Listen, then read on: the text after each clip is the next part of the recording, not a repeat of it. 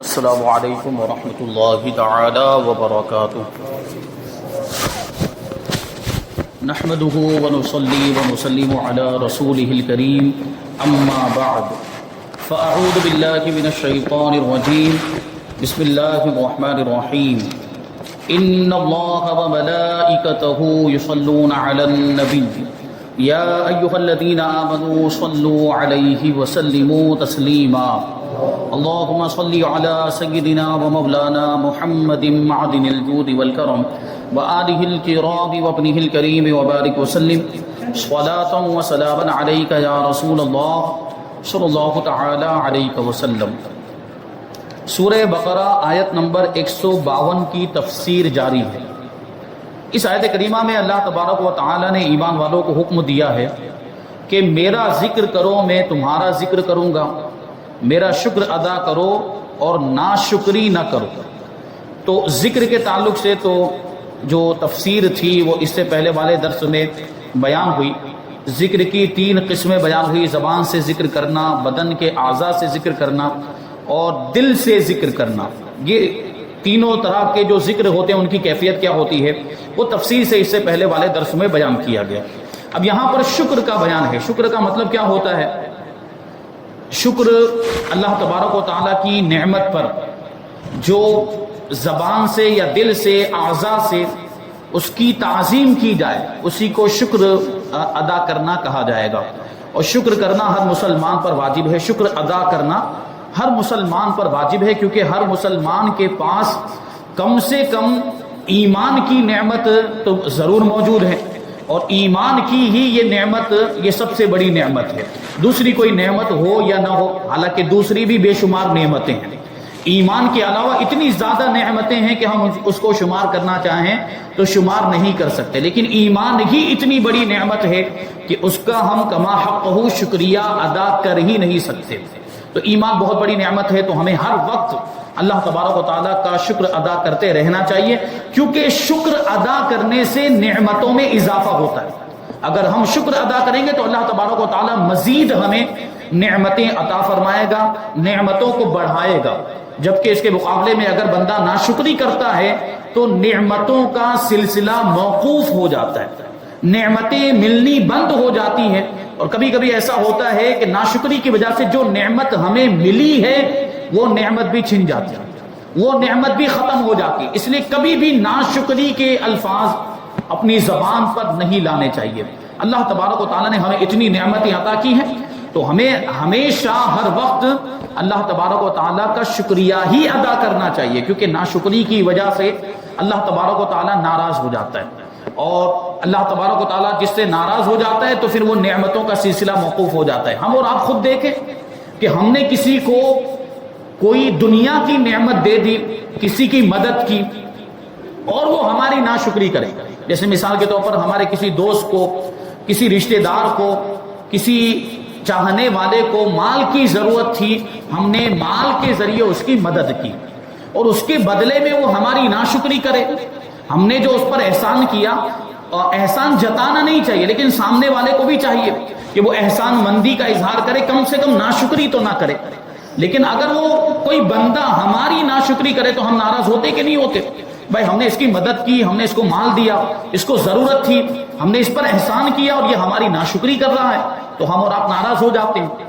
تو پروردگار بھی بلا تشبیہ و تمثیل ناراض ہوتا ہے، یعنی جب اس کی ناشکری کی جائے، کیونکہ اس نے ناشکری سے بچنے کا حکم دیا، شکر ادا کرنے کا حکم دیا ہے۔ تو اگر ہم شکر ادا نہیں کریں گے تو یہ اللہ کے حکم کے خلاف ہوگا، اللہ کے حکم کی خلاف ورزی، اور اللہ کے کسی بھی حکم کی خلاف ورزی کی جائے تو اللہ تبارک و تعالیٰ ناراض ہوتا ہے، اور اس ناراضگی کا نقصان پھر ہمیں دنیا میں بھی اٹھانا پڑ سکتا ہے، اور آخرت میں تو ہے ہی ہے۔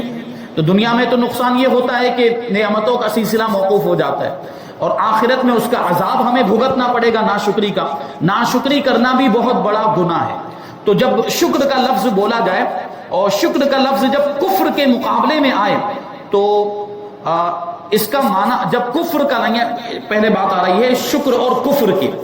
شکر اور کفر جب دونوں ایک ساتھ میں ذکر کیے جائیں، اور شکر کے مقابلے میں جو کفر کا لفظ آئے تو اس کا معنی ہوتا ہے ناشکری کرنا۔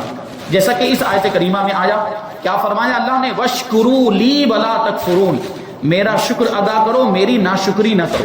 تو اس میں آپ غور کریں گے تو وَاشْكُرُوا لِي میں شین کاف را یعنی شکر کا لفظ مادہ موجود ہے، اور وَلَا تَكْفُرُونِی میں کاف فا را موجود ہے، یہ کفر کا مادہ یہاں پر پایا جاتا ہے۔ تو یہاں پر جو لفظ کفر آیا ہے اس کا معنی ہوتا ہے ناشکری کرنا، کیونکہ یہ شکر کے مقابلے میں آیا ہے، اور اسلام اور ایمان کے مقابلے میں اگر کفر کا لفظ آئے تو اس سے مراد ہوتا ہے بے ایمانی کرنا، انکار کرنا، جو کافر ہو جانے کا جو معنی ہوتا ہے، جو ہم عام اپنی زبان میں جس کو کافر کہا جاتا ہے، تو اگر وہ ایمان اور اسلام کے مقابلے میں آئے تو وہاں پر یہ معنی مراد ہوگا۔ لیکن یہاں اس آیت کریمہ میں کفر سے مراد ہے ناشکری کرنا۔ شکر کا مطلب ہے کسی کے احسان اور نعمت کی وجہ سے زبان، دل یا اعضاء کے ساتھ اس کی تعظیم کی جائے۔ حضرت موسیٰ علیہ السلام نے عرض کی کہ اے پروردگار میں تیرا شکر کیسے ادا کروں کہ میرا شکر کرنا بھی تو تیری ایک نعمت ہے۔ یعنی بندہ اگر اللہ تبارک و تعالیٰ کا شکر ادا کرتا ہے تو وہ بھی تو اللہ کی توفیق ہی سے ادا کرے گا۔ اگر ہم اللہ تبارک و تعالیٰ کا شکر ادا کریں تو اللہ کی توفیق ہوئی تبھی تو ہم شکر ادا کر رہے ہیں۔ تو شکر ادا کرنا بھی نعمت، تو اب اس نعمت کا شکریہ کیسے ادا کریں گے؟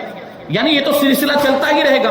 اگر ہم توفیق ملنے پر شکر ادا کریں تو وہ شکر جو ہوگا اس کی بھی توفیق اللہ ہی عطا فرمائے گا، تو یہ تو سلسلہ آگے چلتا ہی رہے گا، کبھی ختم ہی نہیں ہوگا۔ تو گویا کہ شکر ادا کرنا ممکن ہی نہیں ہے ظاہری طور پر۔ یہ حضرت موسیٰ علیہ السلام نے اللہ تبارک و تعالیٰ کی بارگاہ میں عرض کیا کہ میں تیرا شکر کیسے ادا کروں، کیونکہ میرا شکر ادا کرنا بھی تیری نعمت ہے۔ تو اس پر اللہ تبارک و تعالیٰ نے کیا فرمایا، وہ غور کرنا ہے، اسی کو ہمیں پیش نظر رکھنا ہے۔ اللہ تبارک و تعالیٰ نے جواب میں ارشاد فرمایا کہ جب تو نے یہ جان لیا حضرت موسیٰ علیہ السلام سے، جبکہ وہ سب کے لیے ہے، سارے انسانوں کے لیے، جب تو نے یہ جان لیا کہ ہر نعمت میری طرف سے، ہر نعمت میں نے ہی عطا کی ہے اور اس پر تو راضی رہا، تو یہ شکر ادا کرنا ہو گیا، یہ شکر ادا کرنا ہو گیا۔ تو ہمیں بھی اپنے دلوں میں یہ تصور پیدا کرنا چاہیے کہ ہمارے پاس جو کچھ بھی ہے وہ اللہ کا دیا ہوا ہے، ہر نعمت اللہ تبارک و تعالیٰ کی دی ہوئی ہے، اور اللہ نے جس حالت میں ہمیں رکھا ہے اس حالت میں ہم اللہ سے راضی ہیں، یہ شکر ادا کرنا ہو گیا۔ تو یہ کتنی پیاری چیز بتا دی گئی اس کے اندر، اور بہت ہی بہترین طریقہ اور نسخہ بتا دیا گیا ہمیں اللہ تبارک و تعالیٰ کے شکر ادا کرنے کا، اور یہ خود اللہ تبارک و تعالیٰ نے فرمایا۔ اب شکر کے فضائل اور ناشکری کی مذمت، قرآن و حدیث میں شکر کے بہت سارے فضائل بیان کیے گئے اور ناشکری کی مذمت بھی آئی، یعنی برائی بھی بیان کی گئی ہے۔ یہاں پر چند ایک فضیلتیں بیان کرتے ہیں۔ پہلے تو قرآن پاک میں شکر کے تعلق سے کیا اللہ تبارک و تعالیٰ نے فرمایا ہے، یہ جو آیت کریمہ یہ سورہ ابراہیم کی آیت کریمہ ہے، 7ویں آیت کریمہ۔ اللہ تبارک و تعالیٰ فرماتا ہے لَإِن شَكَرْتُمْ لَأَزِيدَنَّكُمْ وَلَئِن كَفَرْتُمْ إِنَّ عَذَابِي لَشَدِيدٌ، جو میں نے عرض کیا ابھی کہ شکر ادا کرنے سے نعمتوں میں اضافہ ہوتا ہے اور ناشکری کرنے سے نعمتوں کا سلسلہ موقوف ہو جاتا ہے۔ دیکھیں دلیل آیت کریمہ، ترجمہ کیا ہے؟ اللہ فرماتا ہے کہ اگر تم میرا شکر ادا کرو گے تو میں تمہیں اور زیادہ عطا کروں گا، اور اگر تم ناشکری کرو گے تو میرا عذاب سخت ہے۔ مطلب کیا ہوا کہ ناشکری کرنا بہت بڑا گناہ ہے، اور اللہ تبارک و تعالیٰ کا عذاب پھر مطلب کیا ہوا، دنیا میں نقصان اٹھانا پڑے گا، آخرت میں جہنم میں اس کی سزا ہمیں بھگتنی پڑے گی اگر ہم معاذ اللہ ناشکری کے گناہ میں مبتلا ہوتے ہیں۔ تو اللہ تبارک و تعالیٰ ہم سب کو ناشکری سے محفوظ رکھے، ہمیشہ اپنا شکر ادا کرنے کی توفیق عطا فرمائے۔ حضرت انس ابن مالک رضی اللہ تعالی عنہ سے روایت ہے کہ حضور پاک صلی اللہ علیہ وسلم نے ارشاد فرمایا، جب اللہ تبارک و تعالی اپنے بندے پر کوئی نعمت نازل فرماتا ہے، یعنی جب اپنے بندے کو کوئی نعمت عطا فرماتا ہے اور بندہ کہتا ہے، نعمت ملنے پر کہتا ہے الحمدللہ، ہم اور آپ بھی کہتے ہیں نا، اللہ کا شکر ادا کرنے کا یہ طریقہ ہے کہ اللہ کی تعریف کی جائے، نعمت ملنے پر اللہ تبارک و تعالیٰ کی تعریف کی جائے، اور یہ لفظ الحمدللہ تعریف کا سب سے بہترین طریقہ۔ الحمدللہ کا مطلب یہ ہوتا ہے تمام تعریفیں اللہ کے لیے ہیں، تو الحمدللہ بولتے۔ جیسے ہم سے ہمارا کوئی مسلمان بھائی اگر خیریت پوچھتا ہے کہ بھائی خیریت سے ہے، تو ہم اور آپ کیا کہتے ہیں؟ الحمدللہ۔ تمام تعریفیں اللہ کے لیے، یعنی اللہ کا شکر ہے کہ اس نے ہمیں بہتر حالت میں رکھا۔ تو جب بندہ نعمت ملنے پر الحمدللہ کہتا ہے تو یہ کلمہ اللہ تبارک و تعالیٰ کے نزدیک اسے نعمت دینے سے بھی بہتر ہوتا ہے۔ جو نعمت اس کو ملی ہے اس سے بھی بہتر یہ کلمہ ہوتا ہے، یعنی اللہ تبارک و تعالیٰ اس سے بہت زیادہ خوش ہوتا ہے جب بندہ نعمت ملنے پر الحمدللہ کہتا ہے۔ حضرت ابو ہریرہ رضی اللہ تعالی عنہ سے روایت ہے کہ رسول اللہ صلی اللہ علیہ وسلم نے ارشاد فرمایا، اللہ تبارک و تعالی جب کسی قوم سے بھلائی کا ارادہ فرماتا ہے تو ان کی عمر دراز کر دیتا ہے، اس قوم کی عمر کو لمبا کر دیتا ہے اور انہیں شکر کا الہام فرماتا ہے، یعنی ان کو شکر کی توفیق عطا فرماتا ہے۔ عمر بھی لمبی، اب جتنی زیادہ عمر لمبی ہوگی اتنی نعمتیں بھی زیادہ ہوں گی، تو شکر بھی پھر اسی انداز کا ہونا چاہیے۔ تو اللہ تبارک و تعالیٰ جب کسی قوم کے ساتھ بھلائی کا ارادہ فرماتا ہے تو ان کی عمریں بھی دراز کر دیتا ہے اور انہیں شکر ادا کرنے کی توفیق بھی عطا فرماتا ہے، تو ان کے نامہ اعمال میں بھلائیاں جمع ہو جاتی ہیں، پھر شکر ادا کرتے ہیں تو ثواب کا ذخیرہ جمع ہو جاتا ہے۔ آگے ایک اور حدیث پاک حضرت کعب رضی اللہ تعالیٰ عنہ کا قول ہے، حدیث حضرت کعب رضی اللہ تعالیٰ عنہ ان کا شمار تابعین میں ہوتا ہے، حضرت کعب احبار رضی اللہ تعالیٰ عنہ ان کا یہ قول ہے، اس کو بھی حدیث کہا جا سکتا ہے اصطلاح کے مطابق۔ حضرت کعب رضی اللہ تعالیٰ عنہ فرماتے ہیں کہ اللہ تبارک و تعالیٰ دنیا میں کسی بندے پر انعام کرے، پھر وہ اس نعمت کا اللہ تبارک و تعالیٰ کے لیے شکر ادا کرے اور اس نعمت کی وجہ سے اللہ تبارک و تعالیٰ کے لیے تواضع کرے، یعنی اپنی خاکساری کا اظہار کرے کہ میں تو کچھ بھی نہیں ہوں، میرے پاس جو کچھ بھی ہے وہ اللہ کا دیا ہوا ہے، اسی کیفیت کو کیا کہا جاتا ہے؟ تواضع کہا جاتا ہے۔ تو اللہ تبارک و تعالیٰ اسے دنیا میں اس نعمت سے نفع دیتا ہے، یعنی وہ فائدہ اٹھاتا ہے اس نعمت سے اور اس کی وجہ سے اس کے آخرت میں درجات بلند فرما دیتا ہے۔ دیکھیں شکر ادا کرنے کی یہ برکت، لیکن اس کا الٹا اگر کوئی کرے، ناشکری کرے، تو اس کا کیا وبال ہے اور اس کا کیا نقصان ہے، آگے سماعت فرمائے۔ اللہ وہ حدیث شریف میں حضرت کعب فرماتے کہ جس پر اللہ تبارک و تعالیٰ نے دنیا میں انعام فرمایا، یعنی نعمت عطا فرمائی، اور اس نے شکر ادا نہیں کیا اور نہ اللہ تبارک و تعالیٰ کے لیے اس نے تواضع بھی نہیں کی، تو اللہ تبارک و تعالیٰ دنیا میں اس نعمت کا نفع اس سے روک لیتا ہے، یعنی نعمت سے فائدہ اٹھانا اس کو نصیب نہیں ہوتا اور اس کے لیے جہنم کا ایک طبق کھول دیتا ہے۔ جہنم کا ایک طبق مانے درجہ، جہنم کا ایک درجہ اس کے لیے کھول دیتا ہے۔ پھر اگر اللہ تبارک و تعالیٰ چاہے گا تو اسے آخرت میں عذاب دے گا یا اس سے درگزر فرما دے گا، ہمیں نہیں معلوم کہ پھر اس کے ساتھ کیا معاملہ ہوگا، اس کو خود بھی نہیں معلوم جو ناشکری کرتا ہے۔ دنیا میں تو نقصان ہے ہی، آخرت میں اگر اللہ تبارک و تعالیٰ چاہے گا تو عذاب بھی ہو سکتا ہے، اور اللہ تبارک و تعالیٰ غفور الرحیم چاہے تو بخش بھی دے، لیکن بخشش یقینی نہیں ہے، اس لیے ناشکری سے ہمیں بچنا ہی چاہیے۔ تو یہ چیز جو ہے اس آیت کریمہ میں بیان کی گئی ہے۔ آنے والی آیت کریمہ بڑی ہی مشہور و معروف آیت کریمہ ہے اور بہت ہی پیاری آیت کریمہ، اور یہ تو پورے قرآن کی ساری آیت کریمہ پیاری ہیں اور ساری آیتوں سے ہمیں محبت ہے، ساری آیتوں سے ہمیں لگاؤ ہے، لیکن اس آیت کریمہ کو ہم اس لیے زیادہ اہمیت کے ساتھ بیان کر رہے ہیں کیونکہ اس سے ہمارے بہت سارے عقائد اور معمولات بھی ثابت ہوتے ہیں۔ اہل سنت و جماعت کے بہت سارے عقائد و معمولات ثابت ہوتے ہیں، ابھی آپ سماعت کریں گے تو آپ کو پتہ چلے گا۔ اللہ تبارک و تعالیٰ فرماتا ہے 153 آیت نمبر 153، یا ایھا الذین آمنوا استعینوا بالصبر والصلاۃ ان اللہ مع الصابرین، اے ایمان والو صبر اور نماز سے مدد مانگو، صبر اور نماز سے مدد مانگو، بے شک اللہ صبر کرنے والوں کے ساتھ ہے۔ اب دیکھیں یہاں پر غور کریں تو دو چیزوں کا خاص طور پر ذکر کیا جا رہا ہے، ایک ہے صبر اور دوسرے نمبر پر کیا ہے؟ نماز۔ اب عبادتوں میں تو دوسری بھی بہت ساری عبادتیں ہیں، ان عبادتوں میں صرف نماز ہی کا کیوں ذکر کیا جا رہا ہے؟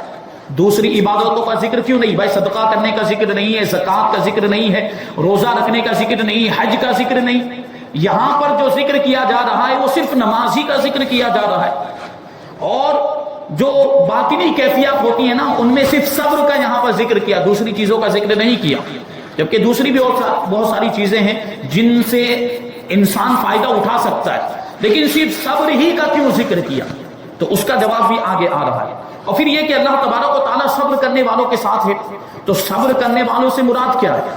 صبر کرنے والوں سے یہاں پر اس کا مطلب کیا ہے وہ بھی ہمیں غور کرنا ہے۔ یوں تو اللہ تبارک و تعالیٰ سب کے ساتھ ہے، اگر ہم اللہ تبارک و تعالیٰ کے علم و قدرت کی بات کریں تو اللہ تبارک و تعالیٰ اپنے علم و قدرت کے اعتبار سے تو ہر بندے کے ساتھ ہے، ہے کہ نہیں؟ صبر کرنے والا ہو یا صبر کرنے والا نہ ہو، سب کے ساتھ اللہ تبارک و تعالیٰ اپنے علم و قدرت کے اعتبار سے ہے۔ ساتھ ہونے کا یہ مطلب ہے، جگہ اور زمانے کے اعتبار سے نہیں، کیونکہ اللہ تبارک و تعالیٰ جگہ سے پاک ہے۔ ہمارے ساتھ ہونے کا مطلب یہ نہیں کہ یہ جگہ کے اعتبار سے ایک انسان دوسرے انسان کے ساتھ ہوتا ہے تو یا تو اس کے پہلو میں ہوگا یا اس کے ساتھ چل رہا ہوگا، تو وہ جگہ کا تقاضا کرتا ہے۔ لیکن اللہ تبارک و تعالیٰ جگہ سے پاک ہے، مکان سے پاک ہے، زمانے سے بھی پاک ہے۔ تو یہاں مراد کیا ہے؟ اللہ تبارک و تعالیٰ صبر کرنے والوں کے ساتھ ہے، مطلب اپنے علم و قدرت کے اعتبار سے ان کے ساتھ ہے، یعنی جانتا ہے، سب کو جانتا ہے اور قدرت رکھتا ہے سب کی۔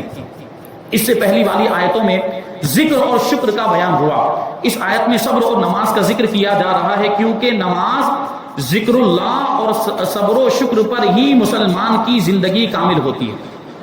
یہ چار چیزیں ہو گئی، نماز، اللہ کا ذکر، صبر و شکر۔ کیونکہ شکر کا ذکر ہو گیا، اب صبر کا بھی ذکر آ رہا ہے، اور اللہ کے ذکر کا بھی بیان پہلے گزرا، اس کے ساتھ نماز کا یہاں پر بیان ہو رہا ہے۔ تو یہ چیزیں ایسی ہیں کہ ان سے مسلمان کی زندگی مکمل ہو جاتی ہے، یعنی نماز پڑھنے لگ جائے، اللہ کا شکر ادا کرنے لگ جائے، مصیبتوں پر صبر کرنے لگ جائے اور اللہ تبارک و تعالیٰ کا ذکر کرتا رہے، تو ایسا مسلمان کامیاب ہو جاتا ہے۔ اس آیت میں فرمایا گیا کہ صبر اور نماز سے مدد مانگو۔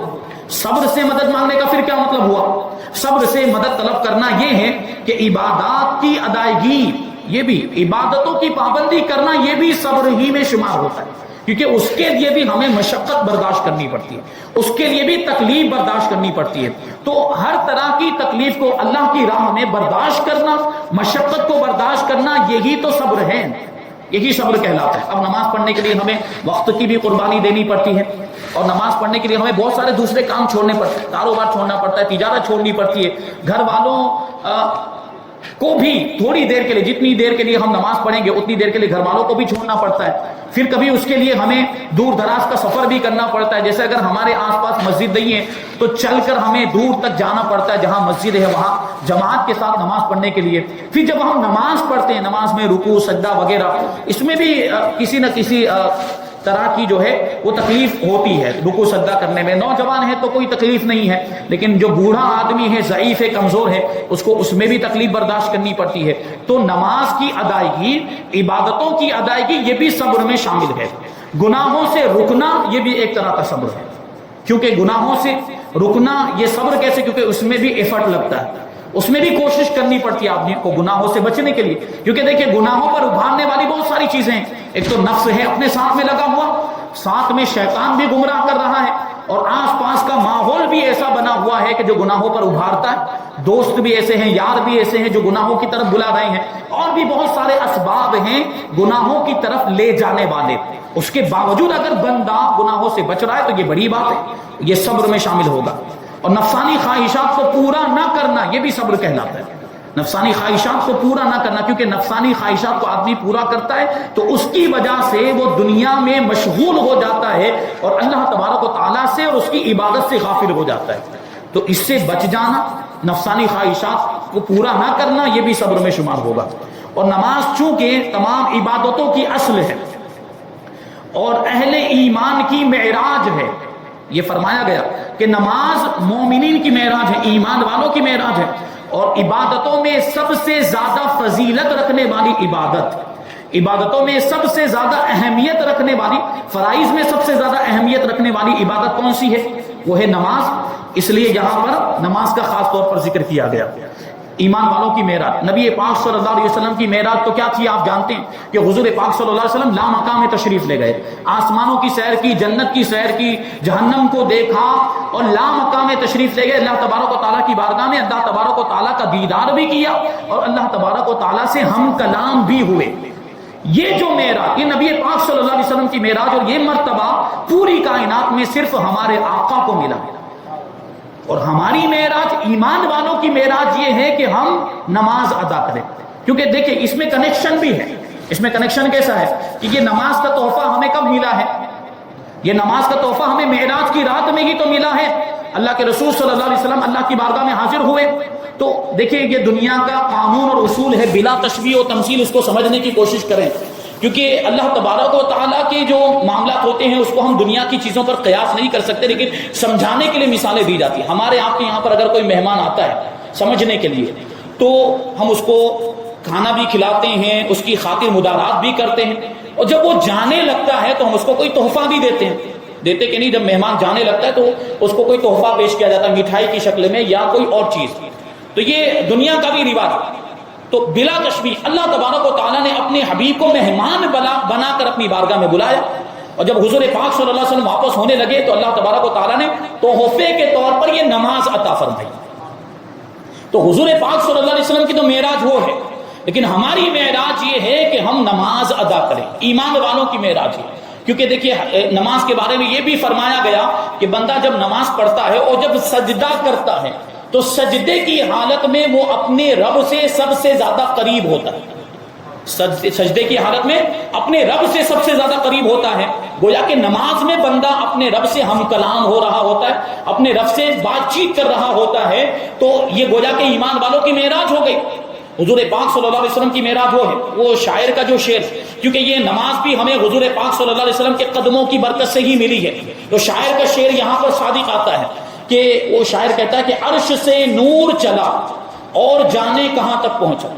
عرش سے نور چلا اور جانے کہاں تک پہنچا، تیری معراج کے تو عرش سے نور چلا اور حرم تک پہنچا.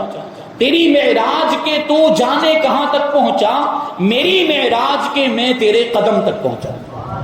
میری معراج کے میں تیرے قدم تک پہنچا. ہم حضور کے قدموں میں پہنچے، یعنی ہم حضور کے دامن سے وابستہ ہو گئے، اور حضور کے قدموں کے صدقے میں ہی ہمیں یہ نماز بھی ملی ہے. اب وہ تو ایک تفصیل ہے کہ کتنی رکعتیں تھیں، پھر وہ کتنے وقت کی نمازیں تھیں، پھر وہ کم ہوئی، 5 وقت کی ہو گئی، 50 نمازیں فرض ہوئی تھی اور 5 ہو گئی، لیکن ثواب اب بھی 50 نمازوں کا ہی ملتا ہے. یہ بھی حضور کا صدقہ. تو اس وجہ سے نماز کو خاص طور پر ذکر کیا، اور کہتے ہیں کہ صبر کرنے میں بہترین معاون ہے نماز. صبر کرنے میں نماز ادا کرنا یہ بہت ہی اہم مددگار ہے. اس لیے اس سے بھی مدد طلب کرنے کا حکم دیا گیا، اور ان دونوں کا خاص طور پر اس لیے ذکر کیا گیا کہ بدن پر باطنی اعمال میں سب سے سخت صبر ہے. باطنی اعمال میں جن کا تعلق دل سے، اس میں سب سے زیادہ مشکل اگر کوئی چیز ہے تو وہ صبر ہے. اور ظاہری اعمال میں سب سے زیادہ مشکل کیا ہے؟ نماز. اس لیے ان دونوں کو خاص طور پر ذکر کیا، ورنہ دوسری عبادت سے بھی مدد طلب کی جا سکتی ہے، دوسری عبادتوں پر بھی پابندی کرنے سے برکتیں حاصل ہوتی ہیں. تو ساری چیزیں اس میں آ جاتی ہیں ان دونوں چیزوں کا ذکر کر دینے کی وجہ سے، نماز کا ذکر کر دینے کی وجہ سے اور صبر کا ذکر کر دینے کی وجہ سے. اب حدیث شریف میں کیا آیا ہے اور صبر کا مطلب کیا ہوتا ہے، صبر کی تعریف کیا ہوتی ہے، صبر کی کتنی قسمیں ہیں، صبر کی فضیلتیں کیا ہیں، اور غیر اللہ سے مدد مانگنا. کیونکہ دیکھیے غیر اللہ کا مطلب کیا ہوتا ہے، اللہ کے سوا کسی اور سے مدد مانگنا. اب آپ یہاں پہ غور کریں، میں نے جو عرض کیا کہ ہمارے عقائد بھی اس سے ثابت ہوتے ہیں، اہل سنت و جماعت کے معمولات کا بھی اس سے ثبوت ملتا ہے. یہ دلیل ہے آیت کریمہ. غیر اللہ یعنی اللہ کے سوا کسی اور سے مدد مانگنا. تو نماز کیا اللہ ہے؟ نماز بھی تو غیر اللہ ہے. صبر کیا اللہ ہے؟ صبر بھی غیر اللہ ہے. اللہ تبارک و تعالی خود نماز سے مدد مانگنے کا حکم دے رہا ہے، اللہ تبارک و تعالیٰ خود صبر سے مدد مانگنے کا حکم دے رہا ہے. تو غیر اللہ سے مدد مانگنا جائز ہوا کہ نہیں ہوا؟ یہاں پر اس سے یہ ثابت ہو رہا ہے. تو ہم انبیاء کرام سے جو مدد مانگتے ہیں، اولیاء کرام سے جو مدد طلب کرتے ہیں، اور اللہ کے محبوب بندوں سے استعانت کرتے ہیں، اس کا ثبوت اس آیت کریمہ سے ملتا ہے. انشاءاللہ تبارک و تعالیٰ اس کو تفصیل کے ساتھ ہم آئندہ درس میں شامل کریں گے. اللہ تبارک و تعالیٰ کی بارگاہ میں دعا ہے کہ جو کچھ بھی بیان ہوا اس پر ہم سب کو عمل کرنے کی توفیق عطا فرمائے، اور نور قرآن سے ہم سب کے دلوں کو روشن اور منور فرمائے. وما علینا الا البلاغ. السلام علیکم.